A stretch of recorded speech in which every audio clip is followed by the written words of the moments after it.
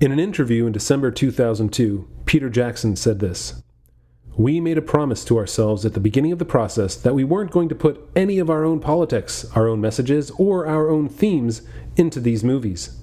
What we were trying to do was to analyze what was important to Tolkien and to try to honor that. In a way, we were trying to make these films for him, not for ourselves." Now here's what Patrick McKay, one of the showrunners for Amazon's Rings of Power, said: "We wanted to do a story in Middle-earth that deserves its own space on the shelf, alongside the novels and films. We had to ensure we were bringing something fresh to it and expanding the map. We weren't interested in a sequel or a prequel or a rehash or nostalgia. It had to stand on its own 2 feet as something that felt faithful, but also its own thing." Did you hear the difference? We went from Peter Jackson making the films for Tolkien to Patrick McKay wanting to put his stories on the shelf next to Tolkien's. So what's that one difference that could doom Amazon's Rings of Power? Arrogance. The self-absorbed, navel-gazing arrogance that comes out of today's protected entertainment media that actually believes they can create something as good, if not better, than Tolkien. It is this self-absorbed arrogance that's been nurtured from elementary schools that give out awards to every child, to sports leagues that hand out participation trophies to every player, to universities that tell every aspiring writer, "Follow your heart and ignore the literary giants." Now, those unmerited, unchallenged screenwriters are also the showrunners, with a stable of amateur acolytes. It's also their immature arrogance that chooses to misunderstand a huge percentage of Tolkien fans. Fans don't want something that's fresh, that expands the map.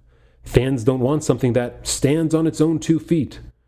What fans of J.R.R. Tolkien want is a show that stands in Tolkien's shoes and doesn't put on a fresh, expansive new pair.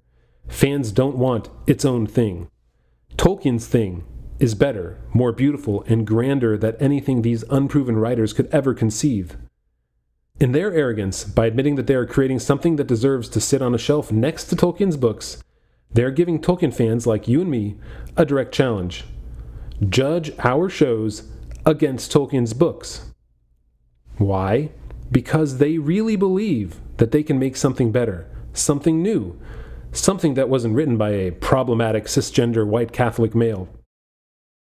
So, Amazon, you want to be like Tolkien? We'll judge you by Tolkien's standard. And we already see your new, fresh Galadriel with armor, longswords, attitude, and man-spreadliness. And we've seen your oddly reimagined hobbits with sticky hair, random ethnicities, and burlap sacks. We see the timeline that Tolkien spent decades writing, revising, and attempting to perfect until he died. And you've compressed it down from thousands of years to a single point in time. We already see your arrogance in these decisions, believing that you can create something that might actually be better than Tolkien. So when you tell us that you're going to write the novel that J.R.R. Tolkien never wrote, when you tell us that your TV show deserves to sit right next to Tolkien's books, when you celebrate that you've changed one of Tolkien's most beloved characters into the new Brienne of Tarth, you've asked us, the fans who know Tolkien, his world, and his characters, to judge your new thing. Now we know your marketing department will try to create a new ism and phobe narrative to ignore these toxic fans. I mean, how could there be any objective reason Tolkien fans would dislike your show? You're creating stories that are at least as good as Tolkien's. But no, the narrative won't work. Unless the showrunners take a step back to stand in awe of what Tolkien created, giving it its rightful place on the shelf above their story, they'll be doomed to the same derivative mediocrity that has plagued fantasy writers for 60 years. So Amazon, this is your arrogant narrative, the one that claims that you deserve to be on a bookshelf next to Tolkien's work on the same pedestal he stands on.